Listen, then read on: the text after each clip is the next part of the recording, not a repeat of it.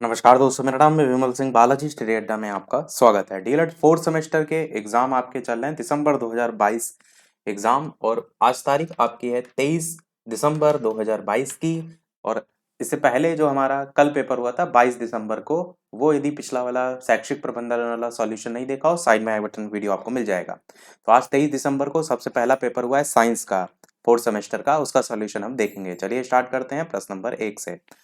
और सारे क्वेश्चन मैं आपको साथ ही साथ दिखाते भी चलूंगा कि कहाँ से आपके एक एक क्वेश्चन मैराथन क्लास से ही आपको देखने को मिले हैं। सबसे पहला प्रश्न है, प्राकृतिक वर्ण द्वारा जातियों का उद्भव पुस्तक के लेखक कौन है? ये देखिए मैराथन क्लास का स्क्रीनशॉट। 10 दिन पहले मैराथन साइंस की हमने कराई थी, DElEd fourth semester science complete course in one video.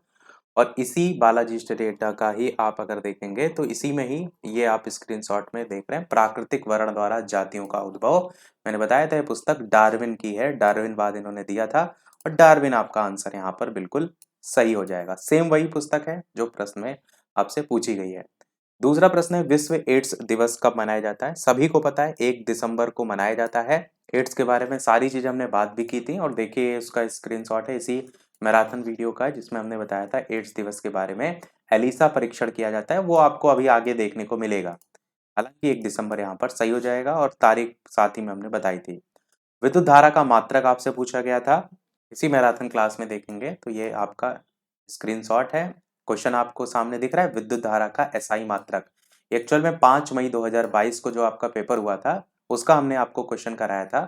और हमने आपसे कहा था कि ये क्वेश्चन हमने एक्चुअल में इससे पहले आपकी जो मैराथन आपके पहले के बैचेस के लिए कराई थी ना, उसमें भी क्वेश्चन आया था। तो देखिए यहाँ पर फिर से आ गया एम्पियर, देखिए टिक लगा हुआ है इसी वीडियो का स्क्रीनशॉट में, एम्पियर हमने आंसर बताया था। तो एम्पियर आपका यहाँ पर आंसर बिल्कुल सही हो जाएगा। अभी तक किसी के कोई क्वेश्चन बाहर से नहीं देखने को मिल रहे हैं। अगला, अचुंबकीय पदार्थ क्या होगा? ये क्वेश्चन जो एमसीक्यू हमने कराए थे इसी फोर्थ सेमेस्टर के लिए, वो 1 महीना पहले ही कराए थे। उसमें ही आपको देखेंगे कि अचुंबकीय पदार्थ है, सेम वही क्वेश्चन है, अचुंबकीय पदार्थ है। ऑप्शन तक नहीं चेंज है, निकिल, लोहा, कोबाल्ट, सोना। तो सोना आंसर आप यहाँ टिक देख रहे हैं, तो सोना आपका आंसर यहाँ पर बिल्कुल सही हो जाएगा। अगला लास्ट बहुविकल्पीय, डोलोमाइट किसका अयस्क है? तो ये भी महामैराथन क्लास का स्क्रीनशॉट, यही 10 दिन पहले वाली महामैराथन। ये सारी लिस्ट थी जिसमें हमने सबके दो दो ही आपको बताए थे अयस्क। सबसे पहला आप मैग्नीशियम देखेंगे, मैग्नीशियम में देखिए दूसरे नंबर पे क्या लिखा हुआ है, डोलोमाइट। तो सबसे पहला ही डोलोमाइट था। मुझे नहीं लगता आप याद नहीं रख पाए होंगे, बिल्कुल सही करके आए होंगे। तो मैग्नीशियम का अयस्क है, यही आपका ऑप्शन मैग्नीशियम वाला यहाँ पर सही हो जाएगा। पहले नंबर पर ही है, इसलिए मैं कह रहा हूँ आपने गलत नहीं किया होगा। नीचे कहीं लिखा होता तो भले आपको बाद तक न याद रहता, ये तो पहले नंबर पर ही लिखा है। इसी मैराथन क्लास पहले में हमने ये कराया था। तो पांचों बहुविकल्पी मुझे नहीं लगता आपने गलत किए होंगे। चलिए अपना स्कोर कमेंट में बताइएगा आखिरी में। अति लघु उत्तरीय प्रश्न की तरफ बढ़ते हैं। आवेश का मात्रक क्या होता है?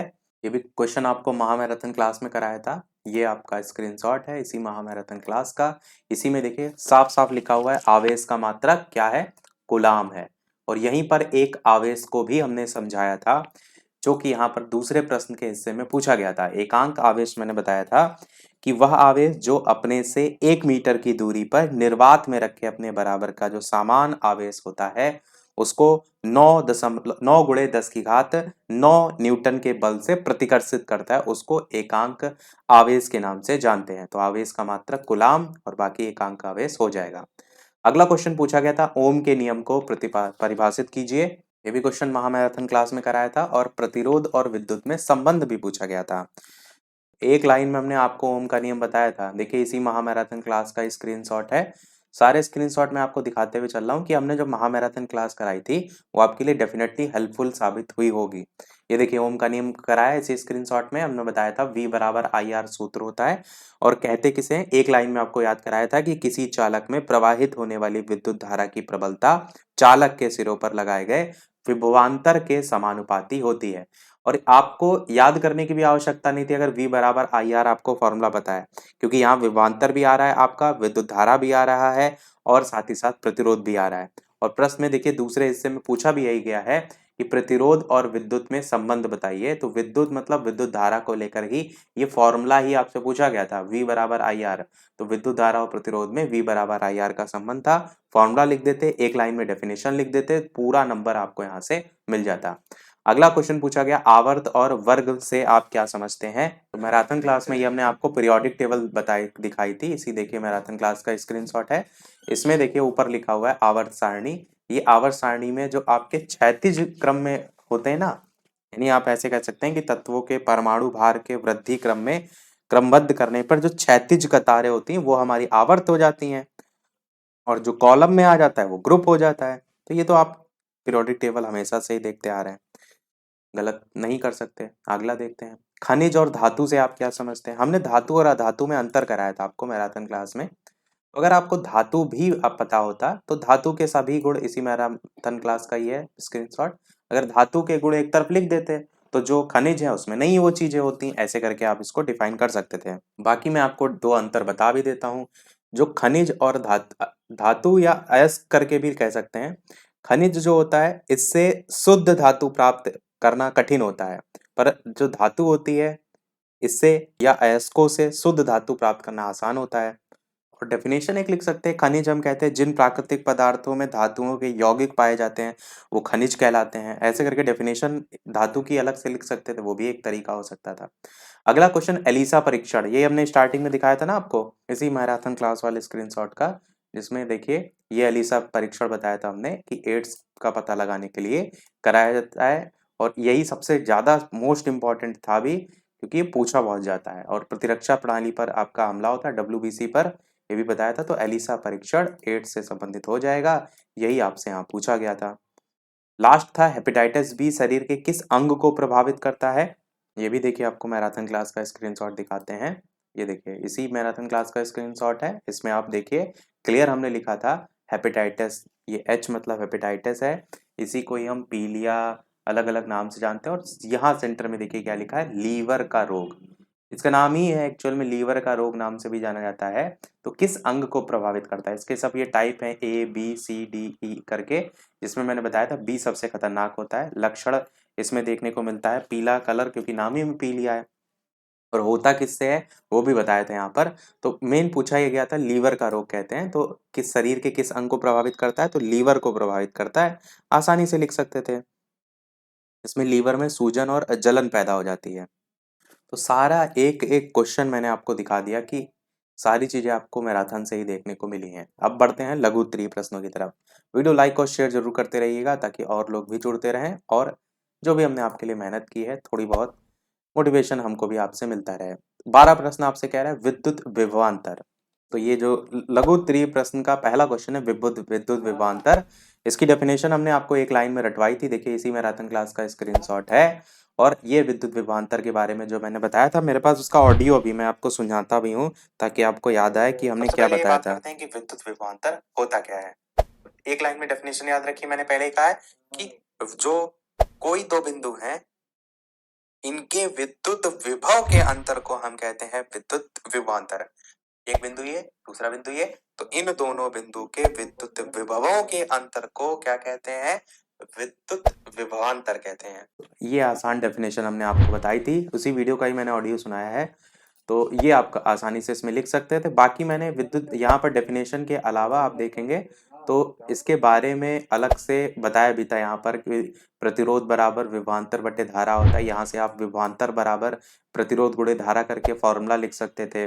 चालक विभवांतर जो है किसके अंतर्गत आता है वो लिख सकते थे, क्योंकि लघु में क्वेश्चन था तो अपने आप में चीजें बढ़ा करके थोड़ा सा आपको लिखनी होती हैं। बाकी जो चीजें और अलग से समझाई थी वो इसमें लिख सकते थे। अगला क्वेश्चन था धातु निष्कर्षण, इससे आपका क्या आशय है, इसकी प्रमुख विधियां पूछी गई थी। देखिए इसी मैराथन क्लास में ही ये स्क्रीनशॉट इसी वीडियो का ही है, जिसमें ये धातु निष्कर्षण को हमने बताया था कि अयस्क से धातु को अलग करना। ये आपका किस में आता है, धातु कर्म में आता है। धातु कर्म क्या होता है, धातु कर्म ही यहाँ पूछा गया था।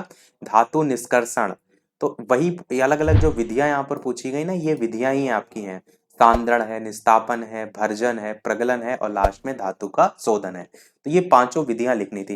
एक एक लाइन सब में मैंने आपको बताई थी कि एक में वायु की अनुपस्थिति होती है, एक में अशुद्धि गलनी हो जाती है, एक में गालक और कोक मिलाते हैं, और एक में विद्युत अपघटनी विधि। क्योंकि लघु में क्वेश्चन था तो एक एक लाइन भी आप इसमें लिख सकते थे। अगला क्वेश्चन ऊष्मा के सुचालक और कुचालक में अंतर, तो ये भी मैंने बताया था कि सुचालक, ये हमने सुचालक कुचालक वाले जो क्वेश्चन आया था ना, इसको देखिए एग्जाम्पल हमने बताए थे और डेफिनेशन बोल करके ही बताई थी, समझाई थी। जिसमें विद्युत धारा प्रवाहित हो। विद्युत धारा के संदर्भ में आपके में ऊष्मा के संदर्भ में पूछा था, एग्जाम्पल ज्यादा मैटर करते हैं। तो इस सुचालक में तांबा, चांदी, ग्रेफाइट, इस तरीके से कुचालक में पोर्सिलिन करके बताया था। बाकी ऊष्मा के सुचालक और कुचालक पदार्थों में अंतर बताना था आपको। तो एक में डिफरेंस लगते थे, लिख सकते थे, एक में डेफिनेशन लिख सकते थे।